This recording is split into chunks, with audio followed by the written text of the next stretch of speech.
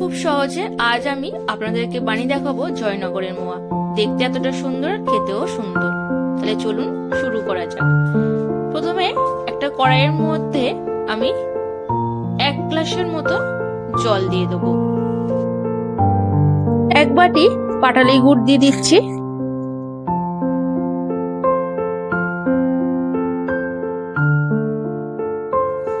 গুড়টা একদমই গলে গেছে আর গুড়টাকে একদম এক শিরা বানিয়ে নিতে হবে।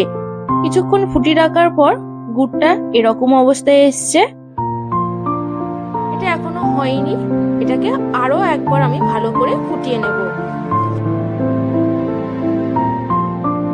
আরো কয়েক মিনিট ফুটানোর পর গুড়টাকে এরকম করে নিতে হবে। দেখুন এক শিরার মতো এটা হয়ে গেছে। গ্যাসটাকে আমি অফ করে দিচ্ছি। গ্যাসটাকে অফ করে দিয়ে খুন্তি দিয়ে আমি গুড়টাকে ঠান্ডা হতে দিচ্ছি। দেখতেই পাচ্ছেন একটা থালার মধ্যে 1 প্যাকেট আমি খই নিয়েছি। আর এটা কিন্তু একদম সাদা খই, দোকান থেকে কেনা খই। প্যাকেটটাকে ছিঁড়ে আমি এর মধ্যে পরিমাণ মতো খই দিয়ে দেবো।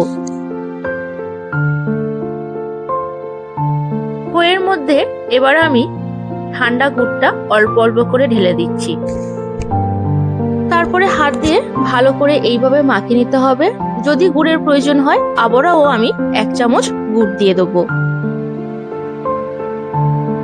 এই খইয়ের মধ্যে আমি এখানে খোয়া ক্ষীর ব্যবহার করছি। আর এই খোয়া ক্ষীরটা কিন্তু একদম আমার হাতের বানানো খোয়া ক্ষীর। এবার এই খোয়া ক্ষীর আর খই সবকিছু একসাথে হাত দিয়ে ভালো করে আবার মাখিয়ে নিতে হবে।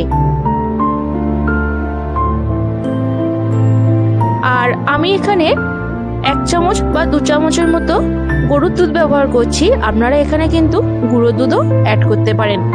আর গুঁড়ো দুধ দিলে তো এমনিতেই খুব ভালো টেস্ট আসে। আমি এখানটায় কিন্তু একদম গরুর দুধ দিচ্ছি। আপনারা যা খুশি লিকুইড দুধ, গরুর দুধ, গুঁড়ো দুধ যাও কিছু দিয়ে দিতে পারেন। এবার হাত দিয়ে ভালো করে আরো একবার ভালো করে আমি মাখিয়ে নিচ্ছি। কিছুক্ষণ মাখিয়ে নেওয়ার পর হাত দিয়ে এরকম ভাবে গোল করে নিতে হবে। যেরকম মোয়া শেপ হয় ঠিক সেরকম ভাবে বানিয়ে নিতে হবে।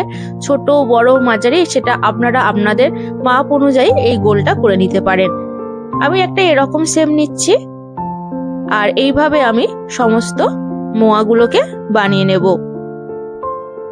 এইভাবে সমস্ত মোয়া গোল করে নিয়েছি। আর ওপর থেকে একটু খোয়া আমি ক্ষীর ছড়িয়ে দিচ্ছি, গ্রেট করে দিচ্ছি। আর এগুলো দিলে কিন্তু দেখতেও ভালো লাগে মোয়াটা, আর খেতেও কিন্তু ভালো লাগে। মোয়ার ওপরে একটা করে কাজু বাদাম দিয়ে দিচ্ছি আর একটা করে কিশমিশ দিয়ে দেবো।